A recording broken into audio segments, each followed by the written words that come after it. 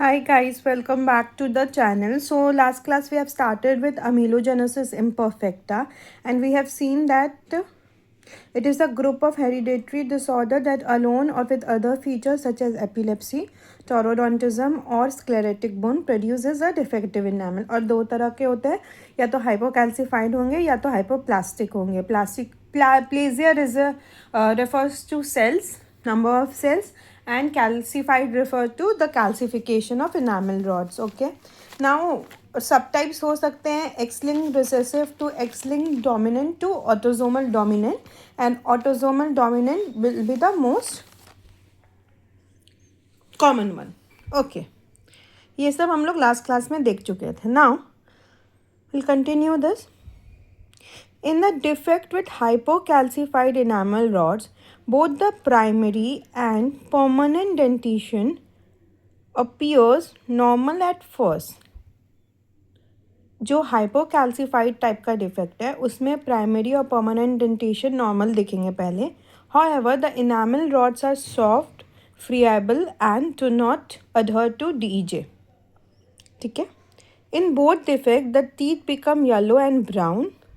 There are globular at incisors. They are pitted, grooved, and the enamel is lost.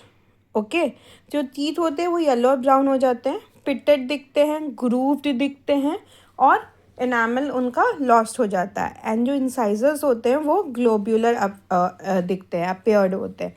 In both defect, चाहे वो hypocalcified हो या hypoplastic हो. In some cases, unerupted teeth are resorbed or partial agenesis occur, leaving edentulous areas within a dentition that is otherwise affected by AI. कुछ cases में क्या होता है,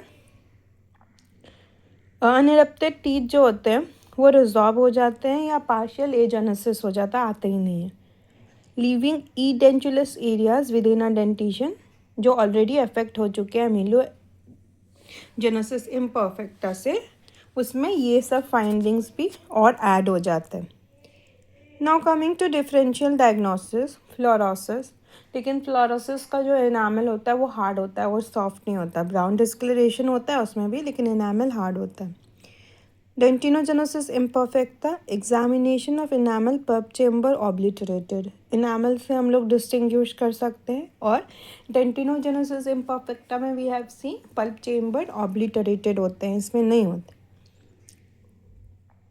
now high fever, congenital syphilis and rickets में also be considered as they impair enamel formation or calcification. Rickets में affect the enamel of all teeth. ठीक है, ये तीनों चीज़ भी कंसिडर करना चाहिए हम लोग को. In short, systemic disorders. Now coming to radiographic findings. Thin and irregular enamel layer. Otherwise, the pulp chamber, the dentinal layer and the root morphology are normal. तो मेनली इनामल इज अफेक्टेड या enamel disorder होता है या defective enamel, जो भी बोलो. बाकी जो भी होता है, पल्प चेम्बर हो गया, डेंटाइनल लेयर हो गया या रूट मॉर्फोलॉजी हो गया, सब नॉर्मल होते हैं. Coming to the histopathology part, the hypoplastic type of AI will show defects of enamel matrix which in some cases में बी एब्सेंट. तो जो हाइपोप्लास्टिक होते हैं वो मैट्रिक्स का डिफेक्ट्स दिखाते हैं और किसी किसी केसेस में ये मैट्रिक्स ही एब्सेंट रहता है. Okay, now the hypocalcified types show abnormalities in matrix and calcification both. तो हाइपोप्लास्टिक जो होंगे वो मैट्रिक्स में डिफेक्ट दिखाएंगे इन विच मैट्रिक्स में बी एब्सेंट, और हाइपोकैल्सिफाइड में they show abnormalities in matrix and calcification both. Now coming to the treatment part, cosmetic dentistry in the anterior dentition. Mainly we will go for cosmetic dentistry या aesthetic dentistry बोलें, क्योंकि anterior है, people see that enamel का discoloration होता है, that doesn't look nice. तो mainly aesthetic we see the treatment plan जो होता है वो मेनली एस्थेटिक के लिए होता है.